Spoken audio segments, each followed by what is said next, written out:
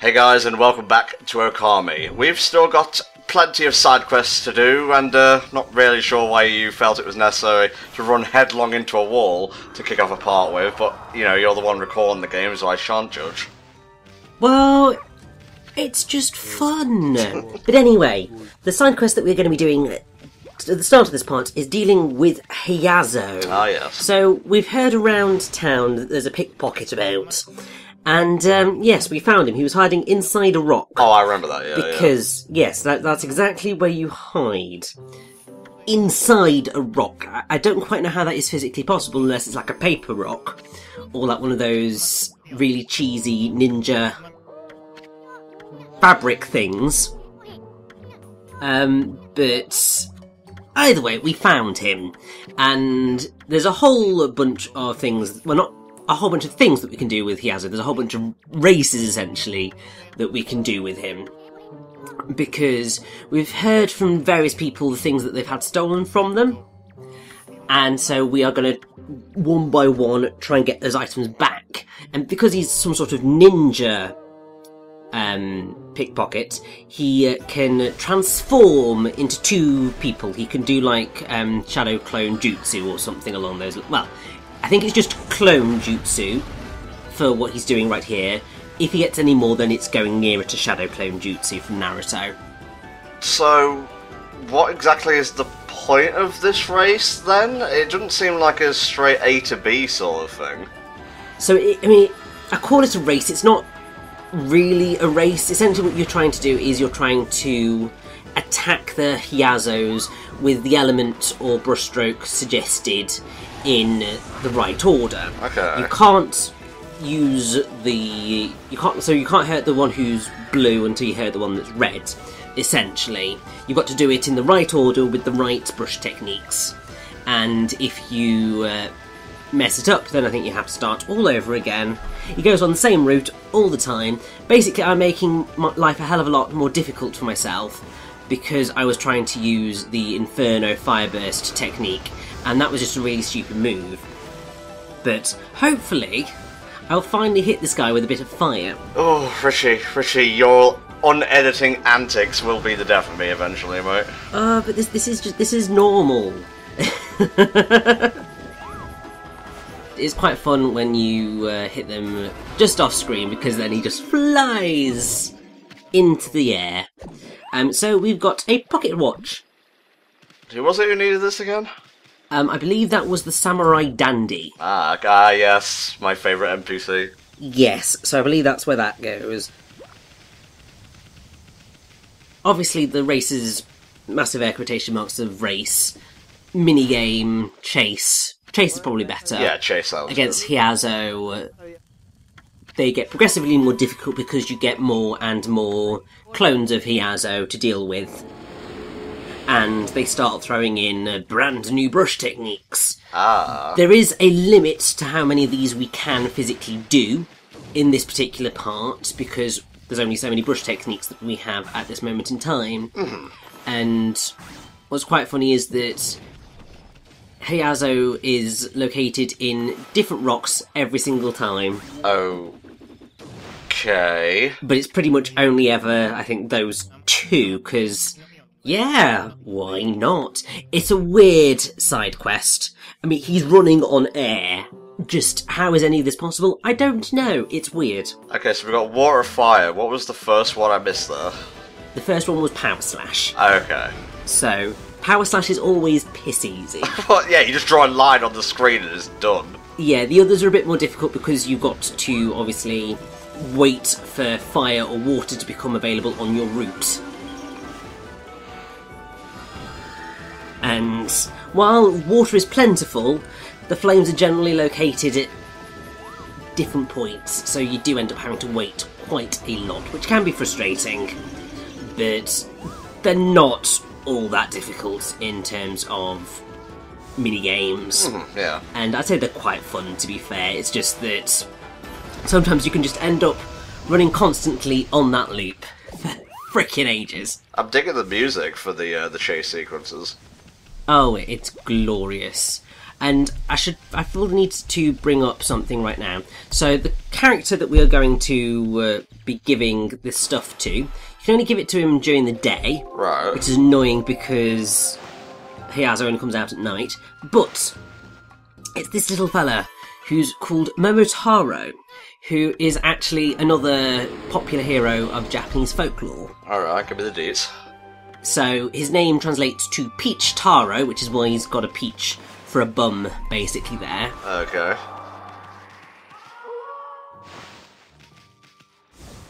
So, even though Momotaro here, it means he's absolutely useless to the plot, his story is actually really, really, really important to what's going to happen in the general arc of this bit of the game. So, do you want a story time with Richie whilst we are... Well, you know I do, mate. I don't know why you even bother asking now. So, obviously just quoting directly from Wikipedia, because why not? Why not? According to the present form of the tale, which dates to the Edo period of Japan, Momotaro came to Earth inside a giant clam peach, which was found floating down a river by an old childless woman who was washing clothes there. The woman and her husband discovered the child when they tried to open the clam peach to eat it. The child explained that he'd been sent by heaven to be their son. The couple named him Momotaro, from Momo, which is clam peach, and Taro, which is eldest son in the family. Years later, Momotaro left his parents to fight a band of marauding Oni on a distant island. En route, Momotaro met and befriended a talking dog, monkey, and pheasant, who agreed to help him in his quest. At the island, Momotaro and his animal friends penetrated the demon's fort and beat the band of demons into surrendering. Nice. Momotaro and his new friends returned home with the demon's plundered treasure and the demon chief as a captive. Momotaro and his family lived comfortably from then on. So it's a lovely, happy story. He likes his millet dumplings because he has them on his waist, and that's why we picked them up for him from Hayazo. There's actually a Momotaro's song, which is called Momotaro-san no Uta, which was first published in 1911, and is actually, like, all of the lyrics and the actual song are on Wikipedia, which I'm finding quite glorious. I just let that whole story wash over me, to be honest. I was too busy keeping an eye on the thieves. Well, that's probably a good idea, because, you know, thieves, they're wily-like, they can try and scarper. That guy was trying to cheat me out of victory by hiding inside the talk box of another character. Yeah, I was gonna say. Yeah, I was not impressed with him at all. But what's also quite awesome with Momotaro is that in Okami Den, obviously I have problems with Okami Den, but it brings back Momotaro and the whole thing of his story, because throughout that game you can pick up animal characters and all of them match up to his little team. Neat. And it's quite awesome. But ultimately, the whole thing of an Oni Island comes from the story of Momotaro. Ah, okay. So that's why it's important to this arc, because obviously we know about the Oni Island, and that is ultimately our destination, but we've got a lot of stuff to be doing to get to that point. Mate, I'm gonna have to call a block on a few words that you utter throughout this playthrough, because it's beginning One of them, Well, no, I'm fine with that, because I cut it out in post anyway, but it's other stuff that's more hard to cut out and make the sentences make sense. Stuff like ultimately, essentially, stuff like that, you know? But ultimately, essentially, that's like all I talk about these days, you know, you see? Son of a bitch. Now, moving swiftly on, we've defeated the mysterious thief Hayazo for now, so are we dealing with the monster manifest part of the title now? We will indeed be, because obviously the titles are pretty self-explanatory. That's what we're here for. So, there was a moment where I was just like, wait, why wasn't I getting anything from that manifest? Like, and I was just like, oh, eventually, the realisation will dawn on me. It's not night time, and that's when they turn up. You silly. I know, you see, these things happen, and I'm just a bit of a nutter. But common sense will eventually prevail, and anyway, it works out in the long run, because I get demon fangs and yen, so it's all good. To be fair, it didn't take you long to realise, because, you know, you didn't edit there, that was in real time. Exactly, so it's all good.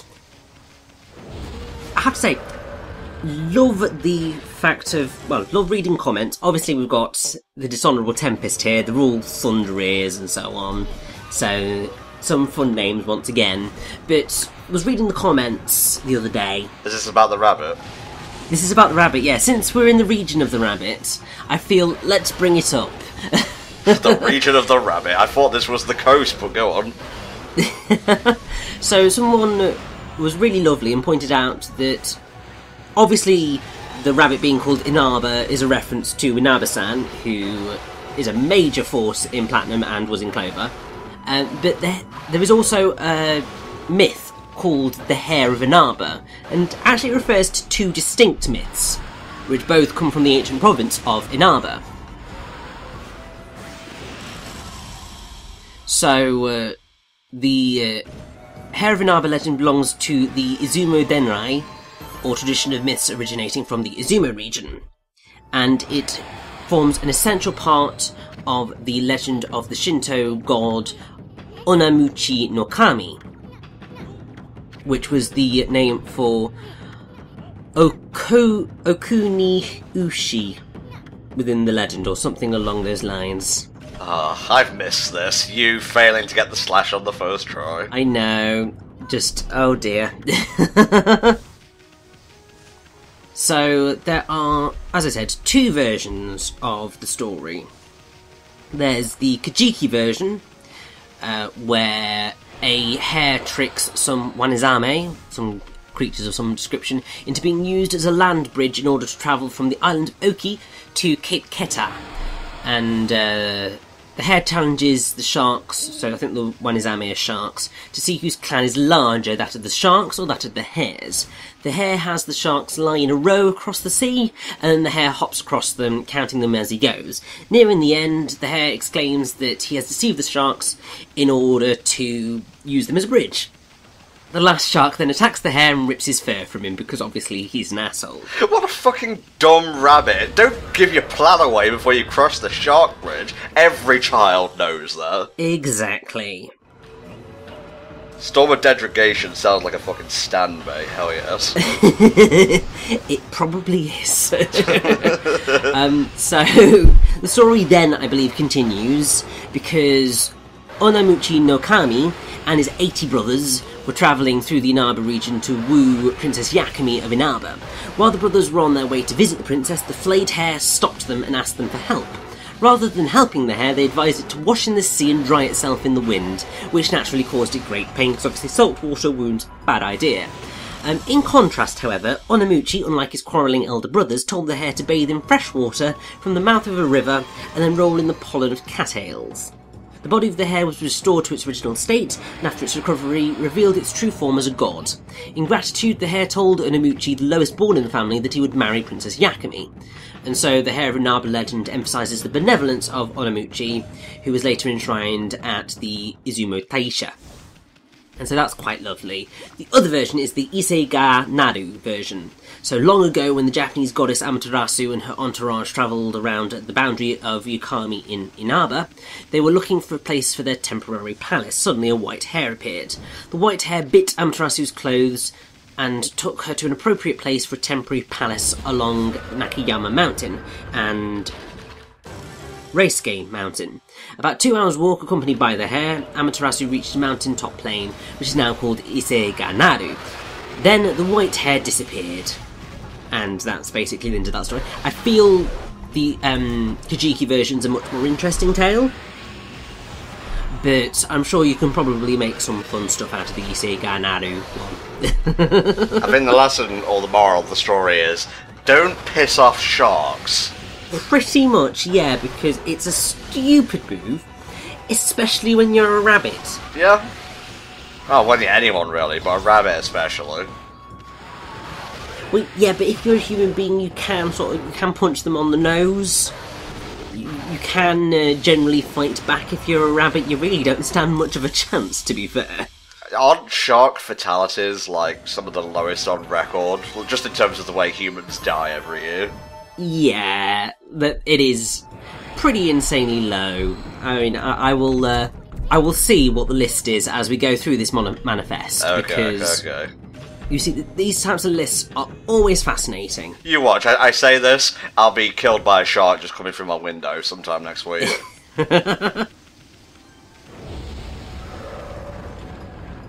So, I believe the thing that most people die from are cardiovascular diseases. Naturally. And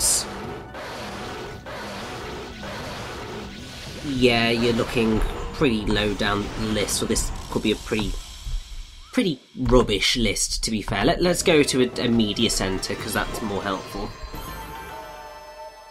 I apologise if you end up on some sort of list for googling this information, by the way. Well, to be fair, it's pretty much all depressing, because it's all stuff that's actually within the body for the most part. It's all to do with respiratory illnesses, bowel issues, strokes, HIV and AIDS, tuberculosis, malaria, that sort of stuff. Man, I'm having 3 of those right now, actually. Yeah, you're much more likely to die to those than you are to get killed by a shark.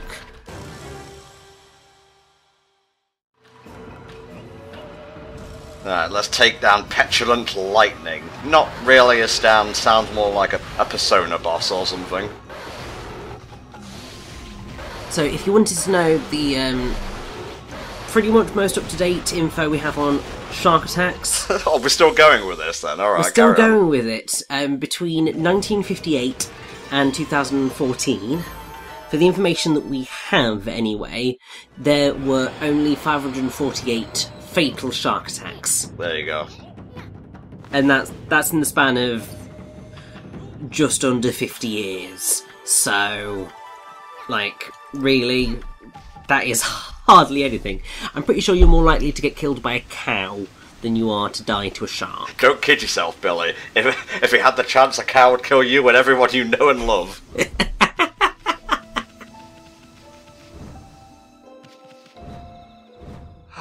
Nice and peaceful now. So we go, I assume, back to Seance City, give the manifest to the dude, and get some sweet coinage, yes? I believe so, yes, because we are very quickly going to wrap up all of the side quests that we can get done for the time being. There's one that I might have picked up, or maybe not. We'll see whether I do pick it up or not before we head to the next area. Interesting. There is a chance, considering how long we have left, but honestly, I cannot remember because it's been quite a while since I looked at this footage. Check the videos. Check the videos beforehand! I'm sorry, I was doing adult stuff, like watering the plants and doing the washing up. I didn't have time to check the parts. Motherfucker, I was doing washing up when I was like 13 or so. Cut me some slack. Cut me a... No, I don't know words today. Whatever. Richie, you're an adult. Do the washing up if you want. I don't give a shit. I'm out of it. Bye. Now, I got a little bit lost in trying to find Masu, because I thought he was in the restaurant, but during the day he's just hanging out here. Because he's an asshole and wanted to confuse me. Well, that's NPC schedules for you, mate. You're playing Majora's Mask right now. I know, but he doesn't seem best pleased that we cleared that manifest for him. Probably because we ruined his honour or something, but sod it. Free enemies. I'll take it any day of the week. As long as Oroshi's around, there's always going to be more enemies to deal with. Just find another patch, jeez. Yeah. I mean, Orochi isn't really about at the minute. He's just sort of evil gunk in the atmosphere somewhere, I think, rather than actually being anywhere. So does that mean if, when I die, eventually, knock on wood, and my ashes get fired up into space and hover in the atmosphere, am I still technically around? Well, Technically, yes. Because if your ashes are in the atmosphere, then you are still part of the globe. But this is where it gets much more philosophical and theological. It all depends on what you think of, well, what you see the spirit as and what happens after death. Because obviously you could go into the whole thing of there is nothing, there's just blackness. Once you're dead, you're gone. Or there's heaven, or what have you. It varies. Never tempt an intellectual, guys. You won't ever get him or her to stop. Indeed. It's because it gets... They bring... The whole thing with that sort of stuff is that they bring up very fascinating debates. And it is interesting to just dig in a little bit to what they mean and see where you come out on the other side. Ah. Oh, race time, nice. Yes, this is another race guy. Should remind you very much of somebody. And I'm sure you can probably... Well, you might be able to remember. It's been a while since we last saw him. But it basically works exactly the same as that other guy that we raced. Except it's a little bit more difficult because he runs in a much tighter little loop and is constantly throwing out these chestnuts, which it's just really annoying. Is he the postman from The Legend of Zelda? Well, very much like the other guy, he is... Oh, the running man. Yeah, the other running guy, he is like the postman from Zelda. Yeah, technically they're the same person from Majora's Mask onwards. Yes, this is true. But I was more saying Hiate should very much... I believe it's... Oh, is he meant to be Hayachi from Tekken? Oh, no, he is... Should remind you of Ida, which is the guy from Shinshu Field, who was the other race guy. You meant a character from this game. That was a bit of a weirdly worded question, mate. I'm sorry. Yeah... I've been a bit grumpy today, so my brain's not in the right place. It's fine. Doesn't make much sense, but it's all good. I'm like this every day, so I don't really have an excuse. Oh, this music. So calm. So comforting. Oh, I know. It's beautiful. Alright, where to next, mate? We are going to head to a brand new area. And it's going to be beautiful. Oh, the world is building, guys. It's expanding. You think it's expanding? You ain't seen nothing yet. Oh, shit. Put it on the back of the box, guys. We ain't seen nothing yet. Alright, open the gate. Let's do this. Ooh, my adventure senses are tingling. Come back next time when the world of Okami gets that little bit bigger. See you then.